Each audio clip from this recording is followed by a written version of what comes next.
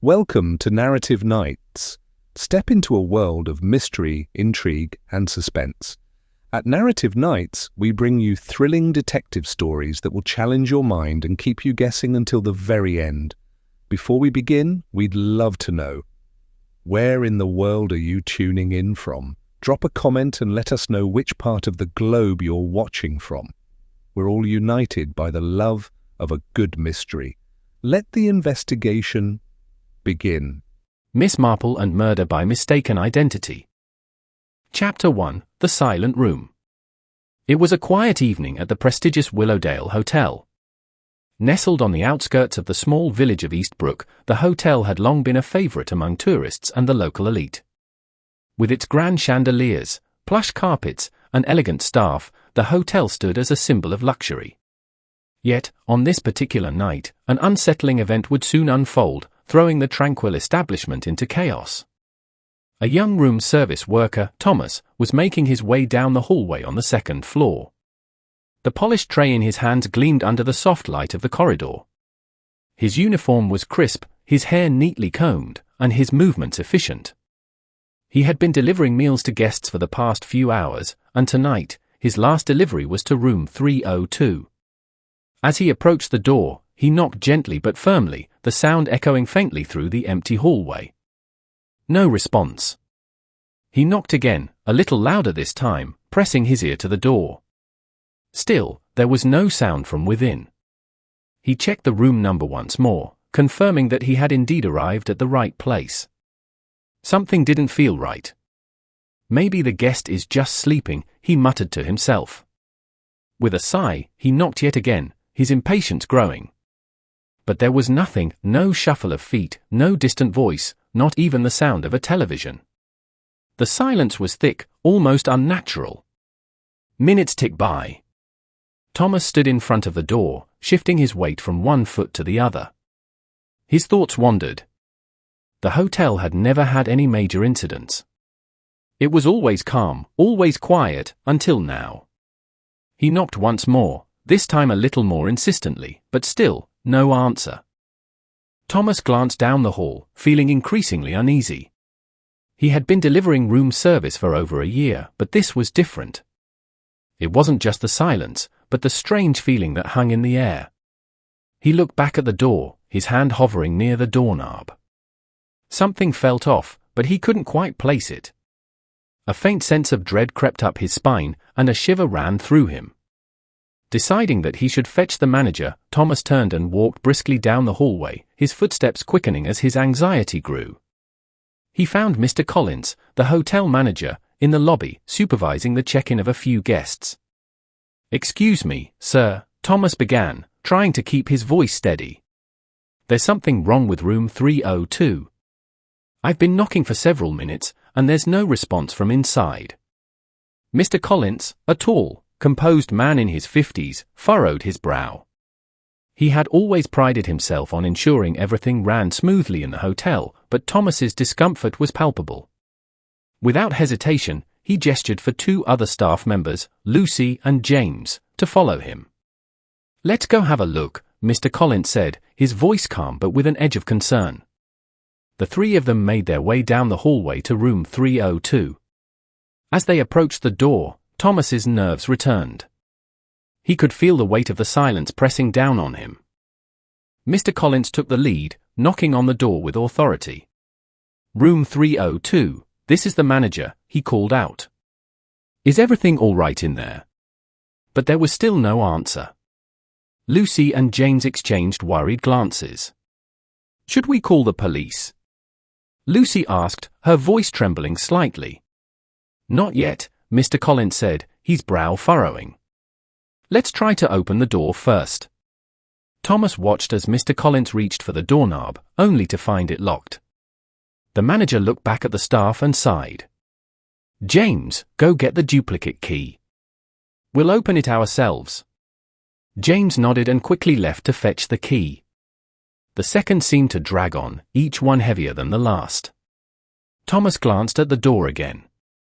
He couldn't shake the feeling that something was terribly wrong. His pulse quickened. Moments later, James returned with the key. With a steady hand, Mr. Collins inserted it into the lock and turned. The door creaked open, revealing the dark interior of the room. As the door swung fully open, an eerie sight caught everyone off guard. Blood. It was a slow, almost deliberate trickle of dark red liquid seeping from under the door, pooling on the carpet in small rivulets. It seemed to have been there for some time, as it had begun to darken and congeal. The staff members froze, their eyes wide with disbelief. "Oh my God!" Lucy gasped, taking a step back. "What's happening?" Mr. Collins's face turned ashen. "Call the police. Now." Thomas, his hands shaking, reached for his phone and dialed the emergency number. The operator quickly answered, and he relayed the situation, his voice wavering. As he spoke, the others stood in stunned silence, the horror of the scene settling over them like a heavy fog. It wasn't long before the sound of sirens filled the air. Within minutes, 2 police officers arrived, their uniforms crisp and their expressions serious. Officer Arthur, a seasoned investigator with sharp eyes and a no-nonsense attitude, took charge of the scene. Mr. Collins quickly briefed the officers on the situation, explaining how they had knocked on the door multiple times and how the blood had started to seep out from under it. Officer Arthur nodded grimly, his eyes narrowing. "We'll need to investigate immediately," he said, signaling for the room to be cordoned off. "No one enters until the forensics team arrives." As the room was sealed off, Officer Arthur stepped aside and made a call. He dialed the number of a trusted colleague, Miss Jane Marple. "Miss Marple," Arthur said, his voice low but urgent. "I've got a case I believe only you can solve. It's complicated. I need your expertise here. We've got a murder, or at least something that looks like one, and it's unlike anything I've dealt with." A pause on the line, followed by a soft, yet firm reply. "I'll be there shortly, Arthur." Within the hour, Miss Marple arrived at the Willowdale Hotel. Her small frame, wrapped in a grey coat, seemed almost out of place in the midst of the chaos. Yet there was something about the way she moved, steady and purposeful, that commanded respect. Her keen eye scanned the scene, taking in the details that others might have missed. Arthur approached her with a sigh of relief. "Thank you for coming, Miss Marple. I knew you'd be the only one who could help us with this." Miss Marple gave him a polite nod. "I'll do my best, Arthur. Please, tell me everything you know." Chapter 2, The Investigation Begins. Miss Jane Marple's taxi pulled up outside the Willowdale Hotel just as the evening mist began to settle over the small village of Eastbrook. She stepped out of the car, adjusting her grey woolen coat against the slight chill in the air.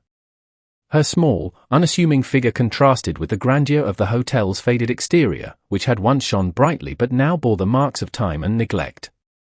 The ivy clinging to the walls and the tarnished brass nameplate seemed to reflect the hotel's quiet descent from its former glory.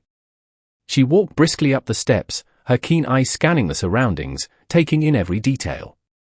Despite the quiet exterior, Miss Marple had an intuition that something far more sinister was at play inside. As she entered the lobby, she was greeted by the familiar figure of Police Officer Arthur, who was standing near the front desk, looking as though he had been waiting for her arrival. "Miss Marple, thank you for coming so promptly," Officer Arthur said, his voice laced with relief. He had known the moment the call had come in that this case would require someone with her particular insight. "I'm afraid we've got quite a tangled situation on our hands." Miss Marple offered a polite smile and a nod. "I'm sure we'll get to the bottom of it, Arthur. Please, tell me what you know so far." The officer led her to the scene, his steps hurried as though he was eager to see her take charge. They passed through the corridors of the hotel, which, while charming in a way, carried the unmistakable scent of age, dusty carpets, the faint smell of mildew in the air, and peeling wallpaper. It was as if the hotel itself had witnessed countless stories unfold within its walls, yet time had slowly begun to strip it of its former elegance. Miss Marple took note of the surroundings. The faded grandeur was a stark contrast to the grim task at hand. She had a feeling that the hotel's past would play an important role in understanding the present. They arrived at room 302. As they stood before the door, Arthur took a deep breath. "This is where it happened," he said, a slight tremor in his voice. He opened the door and allowed Miss Marple to step inside first. The room was small, dimly lit by a single lamp. The bed was made, the curtains were drawn shut, and the room had a cold, sterile feel to it. But it wasn't the decor that caught Miss Marple's attention, it was the body. The victim, a middle-aged man with graying hair and a neatly pressed suit, lay sprawled on the floor near the bed. His face was contorted in an expression of shock, eyes wide and staring, as though he had seen something just before he met his end. The blood surrounding him had congealed, dark and sticky, painting a grim picture of his final moments. Miss Marple approached the body with her characteristic calmness. Her eyes, sharp and observant, took in every detail as she knelt beside the man. The cut on his throat was deep, a jagged wound that had severed the carotid artery. The blood had poured out rapidly, staining the carpet beneath him. It was evident that the wound had been caused by a sharp object, perhaps a knife or another pointed implement. Quite a precise blow, Miss Marple murmured, her fingers gently brushing the victim's neck. This wasn't a random act of violence. The killer knew exactly where to strike. Officer Arthur stood nearby, his arms crossed, watching her closely.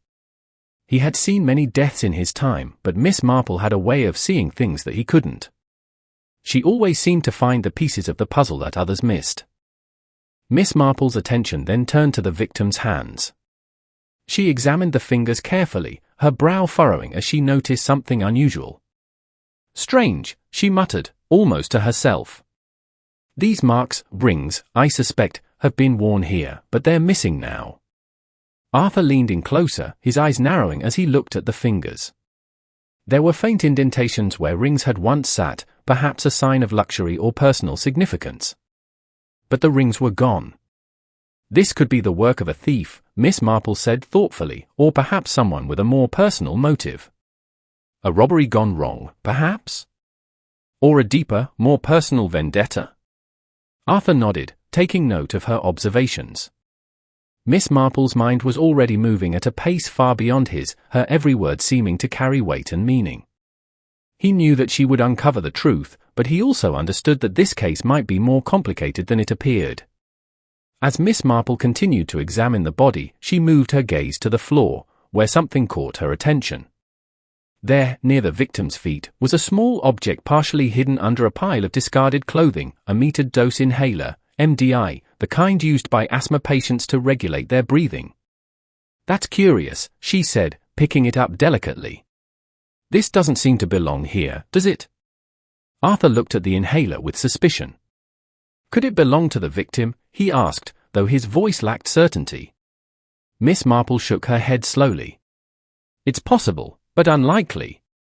I don't see any indication that this man had a medical condition requiring such an inhaler. It seems out of place. She stood up, her eyes scanning the room once more. I'd like to examine the rest of the hotel, Arthur. Something about this place doesn't sit right with me. Arthur nodded, grateful for her calm but persistent approach. Of course, Miss Marple. We've already sealed off the room and contacted the forensics team, but I'll help you with anything you need. Miss Marple's gaze lingered on the inhaler for a moment longer before she moved toward the window, her sharp mind already piecing together the puzzle. The victim's missing rings, the blood-stained carpet, the inhaler, all of these were clues, and yet, they still didn't add up. Arthur, she said softly, her voice firm. I believe this was not a random killing. The victim knew his killer. We are dealing with a carefully planned murder, not a spur-of-the-moment act of violence. Arthur nodded, but there was still a sense of confusion in his expression. So, what do you think happened? Miss Marple's eyes gleamed with understanding. I think we've only scratched the surface. The key to this case is hidden in the details, and I intend to find it. Let's begin by speaking to the staff and guests. One of them must know more than they're letting on. As the evening wore on, Miss Marple continued her investigation, her mind working in overdrive. With each new clue, the puzzle began to take shape.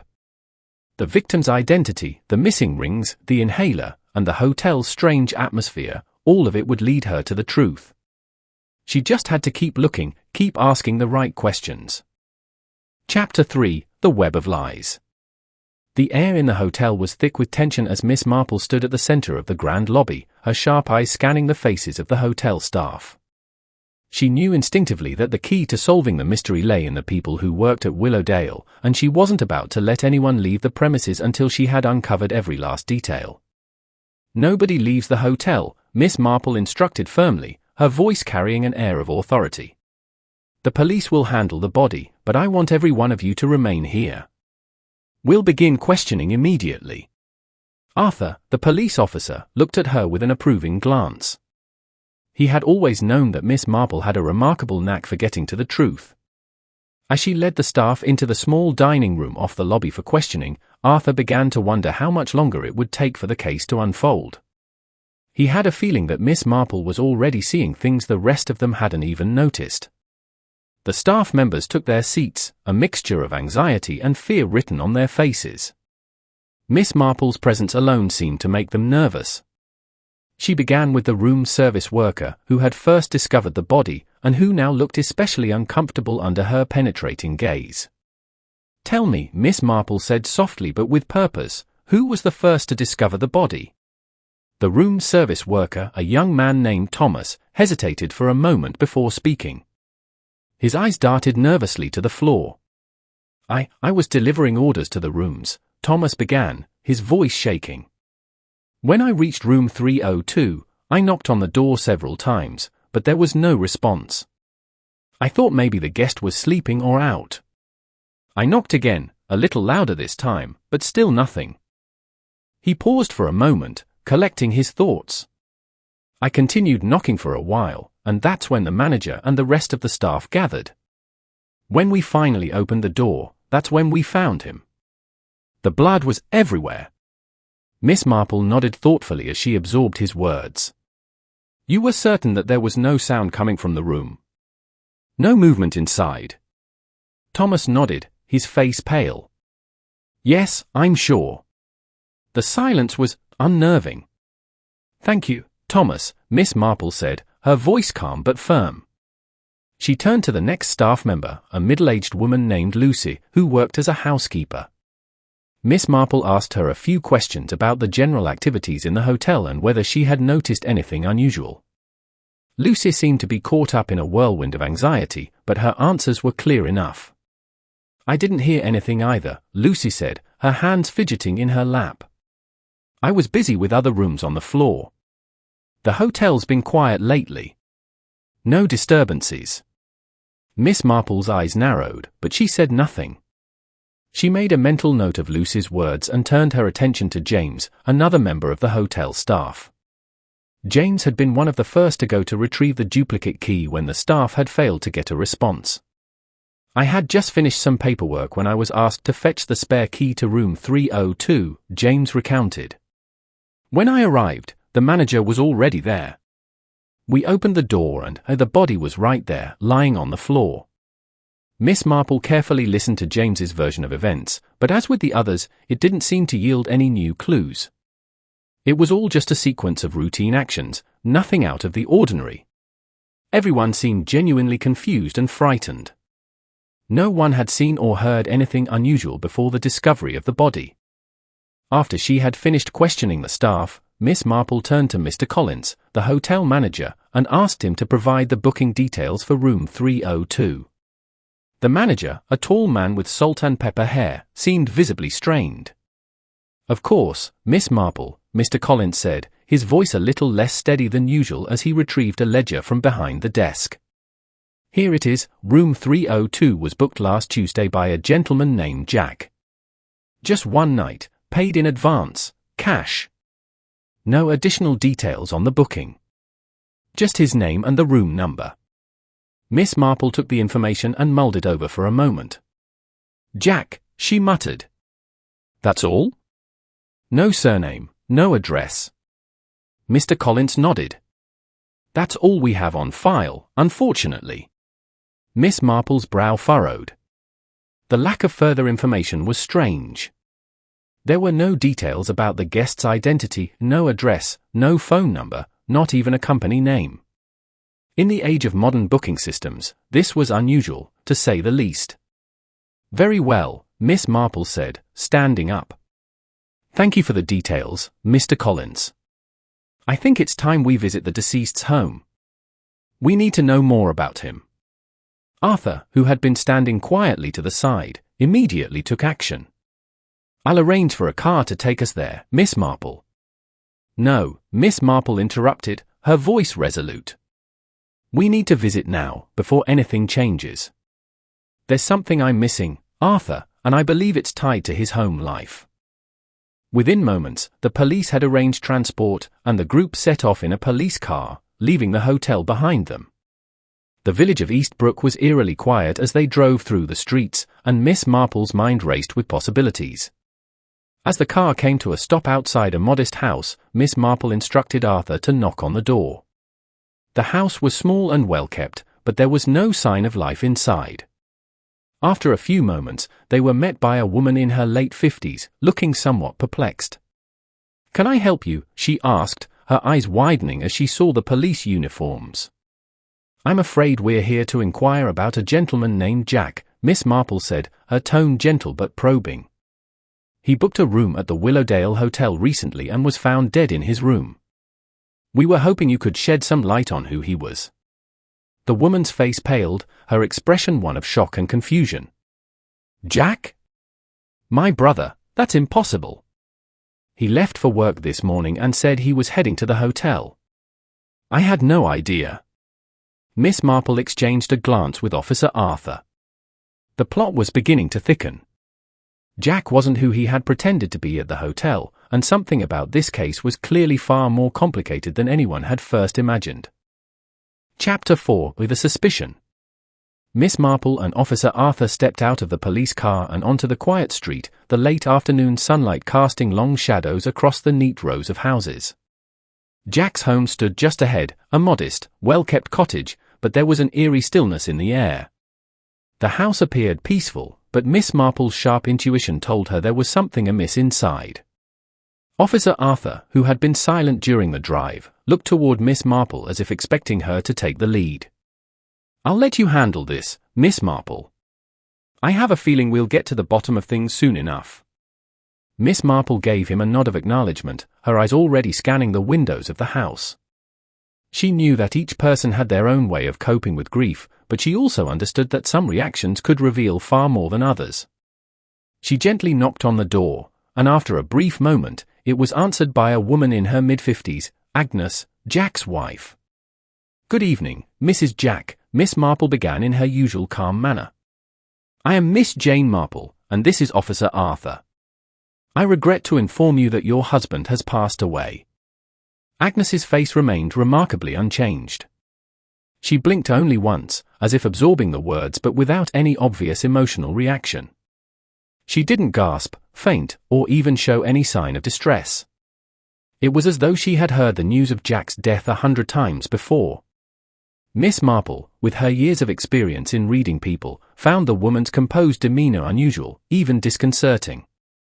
"I'm so sorry to hear that," Agnes replied, her voice steady but without any real emotion. It's not exactly a shock, I suppose." Miss Marple's eye sharpened slightly, and she noted the strange lack of grief. "You're not particularly upset, Mrs. Jack. May I ask why?" Agnes's gaze shifted briefly before she gave a small, almost imperceptible shrug. "Jack and I, well, our marriage wasn't the happiest, Miss Marple. We had our differences.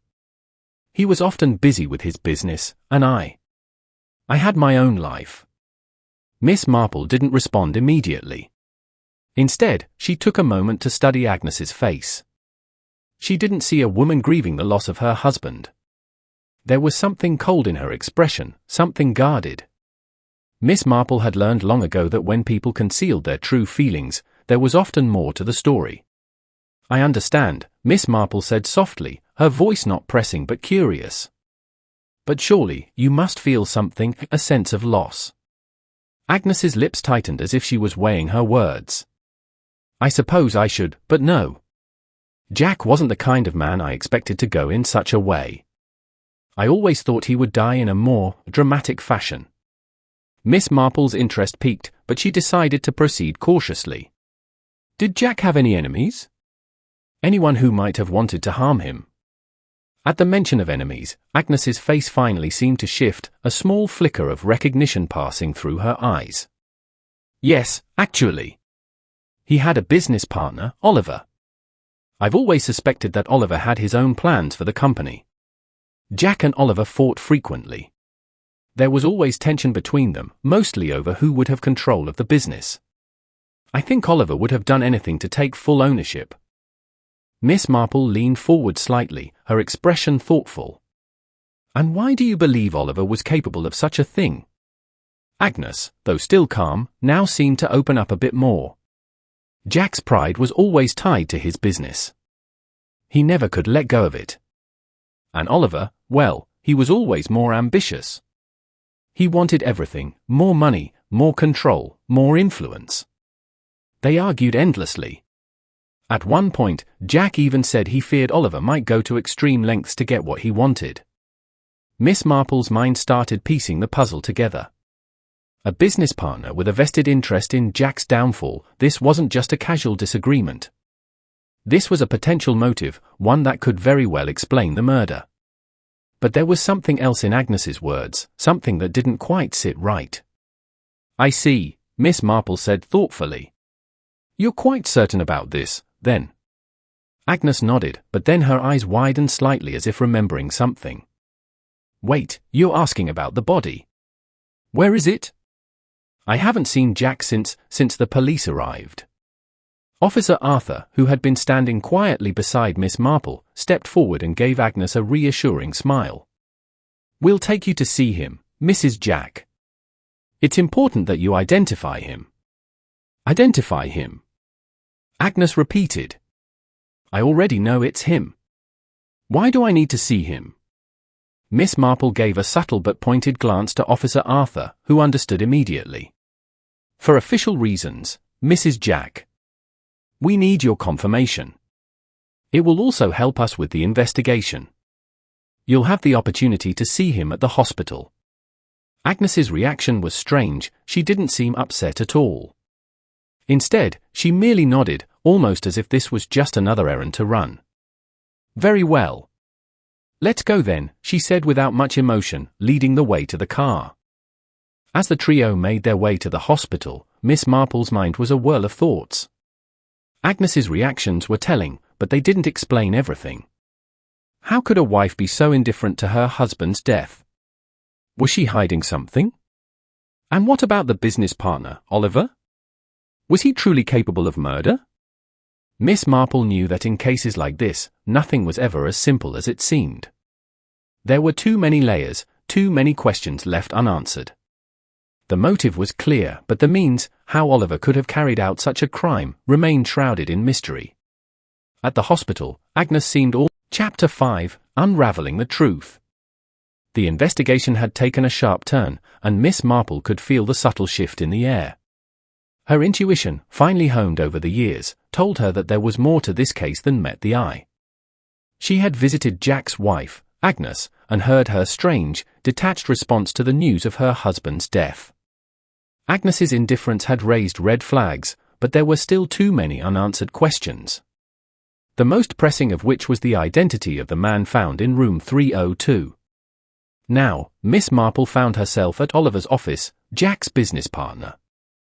Oliver was a broad-shouldered man with an air of arrogance, dressed sharply in a tailored suit, which contrasted with the more humble attire of the villagers. His office, a stark, cold space with minimalist decor, seemed to reflect his personality, calculating, efficient, and detached.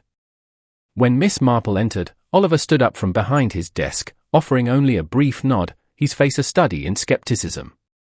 Miss Marple, he said, his tone courteous but guarded. I assume you've come to talk about Jack. You're the one they say is solving this case.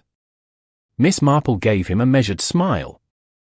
I've come to ask you a few questions, Mr. Oliver, she replied, her voice calm but firm. I'm afraid the circumstances surrounding Jack's death don't quite add up. You see, I need to know why you killed him. Oliver's face faltered for just a moment, his eyes narrowing in surprise before his expression returned to its neutral state. He leaned forward slightly, his voice laced with confusion and irritation. "I didn't kill Jack," he replied firmly. "I didn't even know he was dead until you told me. Why would I kill him?" Miss Marple observed him carefully, noting the sudden defensiveness in his posture. She wasn't convinced. "It seems odd to me, Mr. Oliver, that you claim to be unaware of Jack's death when it's so fresh. And yet, you stand here, quite composed. His wife, Agnes, mentioned you and Jack fought frequently. After his death, all the business would have come to you. Could that have been your motive?" Oliver scoffed at the accusation, waving it off as if it were an insignificant detail. "That's a gross oversimplification, Miss Marple," he said with a hint of annoyance in his voice. "Yes, Jack and I had our disagreements, but that's all they were, disagreements. Our business was failing. You don't need to be a genius to see that. The documents are right here." He gestured to the papers on his desk. Miss Marple leaned forward slightly, her sharp gaze never leaving Oliver's face. "And how exactly were you planning to handle the business, Mr. Oliver? I understand that Jack had a stake in it. Why would he just give it up to you?" Oliver's lips tightened for a moment before he answered. "I asked him to give me my share and let me take full control of the business. It was a failing venture, Miss Marple. We had lost so much money. Jack was stubborn, and he refused to see it. Our fight stemmed from that. I wasn't trying to kill him, I just wanted my rightful share. We were always partners. In fact, we were friends before anything else. We went to school together. Jack was the book-smart one, and I was the athlete, the one who excelled at kung fu." Miss Marple listened carefully, her mind working to piece together the fragments of his story. "So, you two had a good understanding, as you put it, and yet, business seemed to be tearing that apart. Do you think the relationship was truly just business, Mr. Oliver?" Oliver shifted uncomfortably in his chair, the calmness of his previous demeanor slowly starting to crack. "It wasn't just business," he admitted, though his tone suggested it was a hard pill to swallow. "But what else could it have been? Jack was always thinking about the company. He never cared about anything else. I had to remind him that it was falling apart, but he wouldn't listen. That's why we fought." Miss Marple nodded thoughtfully. She could sense that Oliver was telling the truth, but there was something more beneath the surface, something deeper, something not quite right. She pressed on. "It sounds like you and Jack had a complicated relationship, but still, why would you resort to murder?" Oliver's face turned pale, and he shifted uncomfortably in his seat. "I didn't kill him, Miss Marple." "You're wrong. I had nothing to do with it." Before Miss Marple could respond, the door opened, and Inspector Arthur entered the room with a grave expression on his face. "Miss Marple," he said, his voice low and serious. "We've just shown Jack's wife, Agnes, the body at the hospital. And she said something strange." Miss Marple raised an eyebrow, her curiosity piqued. "What did she say, Arthur?" Arthur hesitated for a moment before replying. "She said the body we showed her wasn't Jack's." The words hung in the air for a moment, and Miss Marple felt a chill run down her spine. She looked from Arthur to Oliver and back again, her mind racing. "That's impossible," Miss Marple murmured. "The room was booked under Jack's name. If the man we found isn't Jack, then who is it?" Oliver, who had been listening intently, now leaned forward, his face a mixture of confusion and realization. "If it isn't Jack, then I know where he is," he said quietly, almost as though he had been waiting for this moment to come. "Jack had a girlfriend, Dorothy. She lived outside the city. If Jack isn't dead, then he's probably with her." Miss Marple and Inspector Arthur exchanged a look. This was unexpected. The plot thickened. Miss Marple's mind whirled as she processed this new information. If the body in room 302 wasn't Jack, then who was it? And why would Agnes deny that it was Jack's body? Could she have been involved in some way? The truth seemed elusive, slipping just out of reach. "Do you have an address for Dorothy?" Miss Marple asked, her tone calm but firm. Oliver nodded, though his expression was still one of confusion. I do.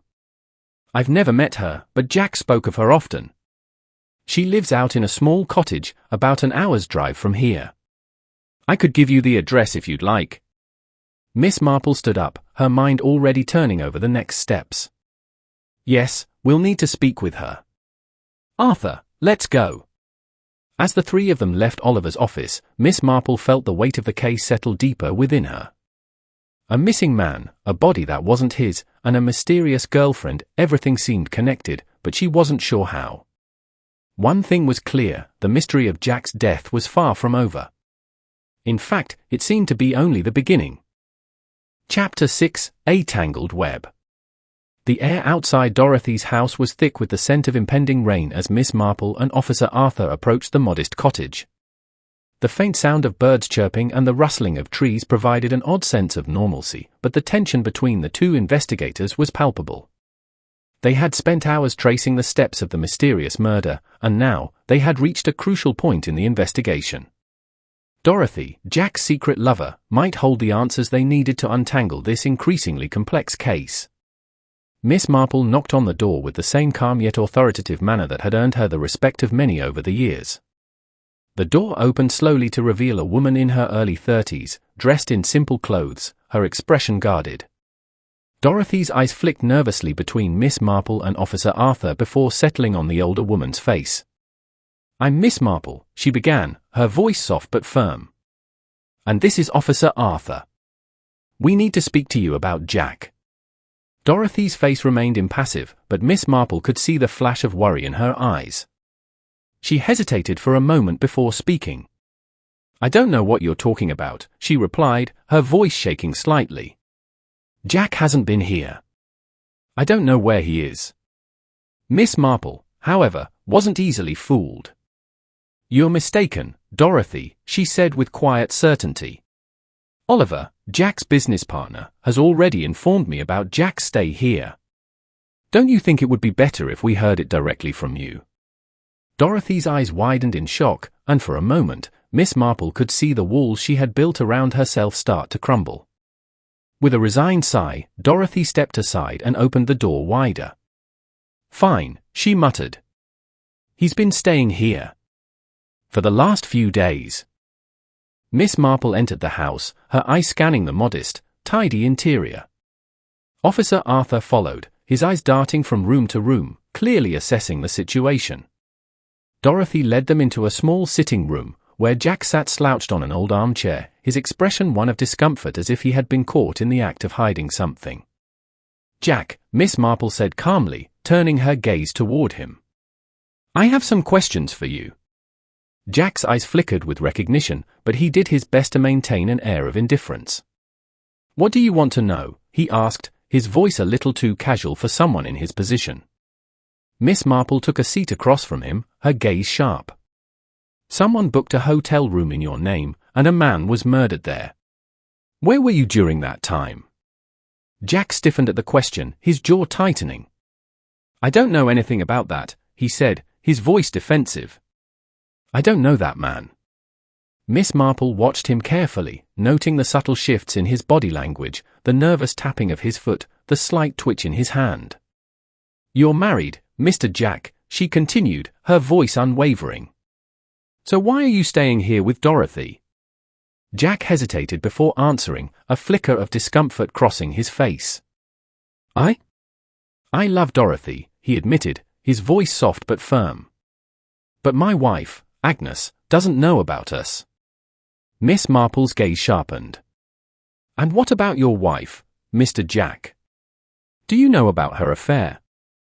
Jack's face flushed, his eyes darting away from hers.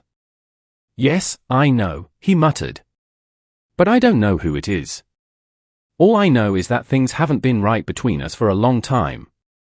Miss Marple's mind began to churn with the new information. She had suspected there was more to the situation than met the eye, and now, the pieces were beginning to fall into place. But there was still something missing. Something that didn't quite make sense. Miss Marple stood up, her voice calm but decisive. "I would like to take a look around the house," she said. "There may be something here that can help us understand what happened." Dorothy's face grew pale, but she said nothing as Miss Marple began her search. Officer Arthur stayed close behind her, keeping an eye on Jack, who seemed more agitated with each passing second. The house was small, but Miss Marple was thorough, inspecting every nook and cranny. After several minutes of searching, she found something odd tucked away in a drawer, a stack of medical papers. There was nothing unusual about them at first glance, but the fact that they had been hidden away raised questions. Miss Marple made a mental note of the discovery before turning her attention back to Dorothy. Just as Miss Marple was about to ask Dorothy about the medical papers, Dorothy suddenly stood up and walked briskly toward a room in the back of the house. Miss Marple watched her curiously as Dorothy entered the room, but the older woman didn't follow immediately. Instead, she waited. A few moments later, Dorothy returned to the room, her breathing shallow and rapid, as if she had been rushing.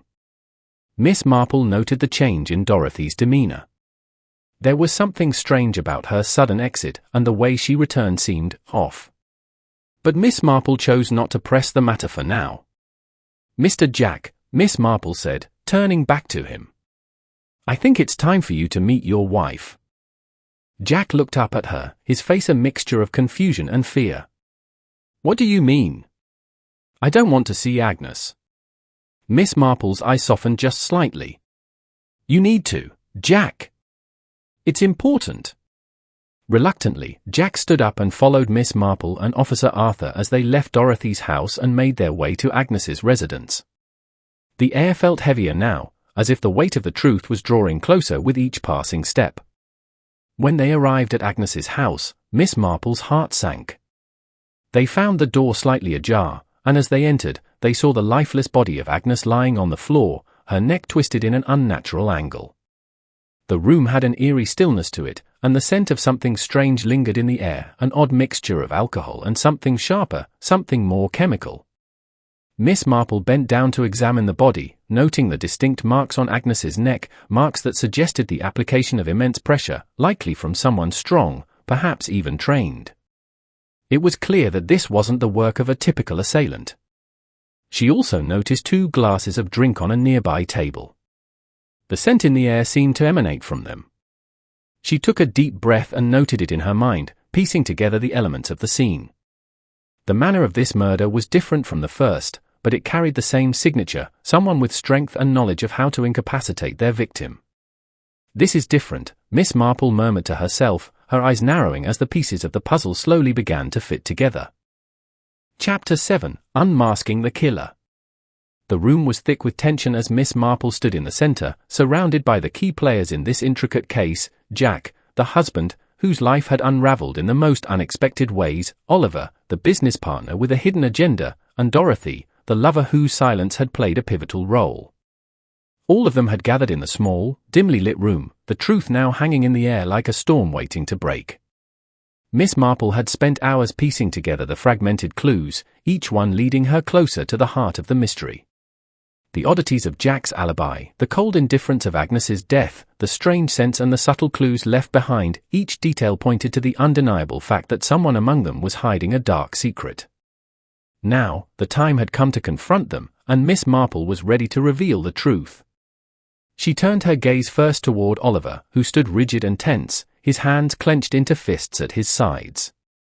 His eyes, once filled with arrogance, now seemed to flicker with nervousness, as though he knew what was coming. "Oliver," Miss Marple began, her voice calm but sharp, "you killed Jack's wife, Agnes." Oliver blinked in surprise, his jaw tightening, but he didn't respond immediately. He looked at Miss Marple with suspicion, as if waiting for her to explain herself. "You see," Miss Marple continued, her eyes never leaving his, "when you came to Agnes's house, I could smell a very distinct scent, a scent that I first noticed when I met you. It was a peculiar cologne, not something many men wear, and it lingered in the air when you arrived. I didn't realize it then, but now it makes sense." Dorothy shifted uncomfortably at the mention of Oliver's scent. She had remained quiet throughout the investigation, her gaze flickering between Miss Marple and Oliver. She looked as though she were caught between a lie and a truth she wasn't ready to confront. But Miss Marple wasn't finished. "And then, there's the manner of Agnes's death. The way her throat was strangled, tightly, deliberately. Only someone with considerable strength and skill could have done that. You told me, Oliver, that you were skilled in sports back in college. And you mentioned your expertise in kung fu. That's a deadly combination. A slow, begrudging realization seemed to dawn on Oliver. His shoulders slumped, and his eyes shifted toward the floor. For a moment, the room was silent, the weight of Miss Marple's words sinking in. She had him cornered, and there was no escape. Oliver's face flushed with a mix of anger and resignation. He inhaled deeply before speaking, his voice barely a whisper. Yes, he admitted, his eyes meeting Miss Marple's for the first time. I killed Agnes. There was a stunned silence in the room. Dorothy's face turned pale, and Jack's expression became one of disbelief. But Miss Marple's gaze remained steady, unwavering. I loved her, Oliver continued, his voice strained. I loved Agnes, but she betrayed me. She gave testimony against me, and when I found out, I became angry. I couldn't control myself. I wanted her to suffer for what she did. His words hung in the air, heavy with guilt and regret. He took a few steps back, as though trying to distance himself from the gravity of his confession. I hated her after that, Oliver went on, his voice cracking. She ruined everything for me. I thought we had a future together, but she destroyed it all. I didn't think it through. I was blinded by rage. I never meant for it to go this far, but when I saw her there, in her home, I just couldn't stop myself. Miss Marple listened intently, her face calm but her mind racing. She had known there was more to this story than just a business rivalry. The complicated relationship between Oliver and Agnes had been simmering beneath the surface, masked by years of partnership and friendship. But in the end, it had been the betrayal, the testimony that had driven Oliver to murder. Why, Oliver? Miss Marple asked quietly, her voice tinged with sorrow. Why did you have to kill her? What did you think would happen after? Oliver's eyes filled with tears as he looked at her. I don't know, he murmured, his voice barely audible. I was blinded by love, by jealousy, by the feeling that everything I had worked for was slipping away. I just wanted to take control, to make her see that I was the one who deserved everything. I never thought about the consequences. I never thought about the pain it would cause.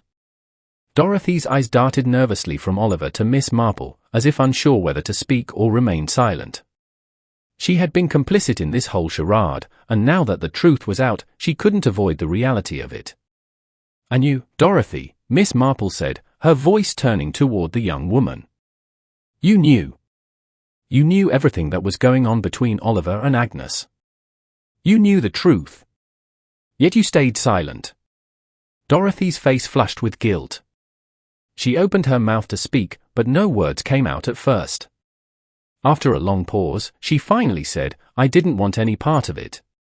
I loved Jack, and I was afraid. I didn't want to lose him. So I kept quiet. I thought if I just stayed out of it, everything would work out. Do you know what this has done? Miss Marple asked, her voice soft but firm. Not just to Agnes, but to everyone involved. You've helped cover up a murder, a betrayal. And for what? To protect yourself? To keep your life in the shadows. Dorothy looked down, her eyes brimming with tears. She didn't answer. She couldn't. There was nothing she could say to make it right. Miss Marple turned her attention back to Jack, who had been standing silently, his hands gripping the edge of a chair. His face was a mask of shock and disbelief. Jack, Miss Marple said, her voice gentle now, I'm sorry. I know this has been hard for you, but the truth has to come out. Your wife, Agnes, was murdered because of a lie she told to protect herself, to save herself from Oliver's rage. You were part of this, too, whether you knew it or not. Jack's face turned pale. I never wanted this, he whispered. I never wanted any of this. I loved Agnes. I thought she was the one. You were deceived, Jack, Miss Marple interrupted softly. But now you know the truth. And you must face it. The guilt that weighs on you, the guilt of not knowing what was happening, it's over now. The truth is out. Jack stood there for a long moment, the weight of Miss Marple's words sinking in. Finally, he nodded, his eyes filled with a mixture of pain and relief. He was a broken man, but at least he now knew the truth. The room was quiet again, but the truth had been uncovered, and the guilty had been exposed. Miss Marple, with her careful investigation, had unraveled the twisted web of lies, betrayal, and murder. She had solved the case, not just with her intellect, but with her deep understanding of the human heart, its vulnerabilities, and its darkest secrets. And as she stood there, facing the consequences of what had unfolded, Miss Marple couldn't help but feel a sense of bittersweet satisfaction. The truth, no matter how painful, had set them all free. Chapter 8: The Final Piece. The room was thick with tension. The final pieces of the puzzle were almost in place, and Miss Marple, with her calm and methodical approach, was ready to reveal the full extent of the tangled web that had ensnared everyone involved. Jack, his business partner Oliver, and the woman who had been at the center of it all, Dorothy, stood before her. Miss Marple had spent hours, days, piecing together the fragments of lies, betrayal, and murder. Now, it was time to bring the truth into the light. The air in the small room felt oppressive, as though even the walls were closing in on them. Miss Marple's steady gaze moved from one person to the next, each of them caught in the act of deception.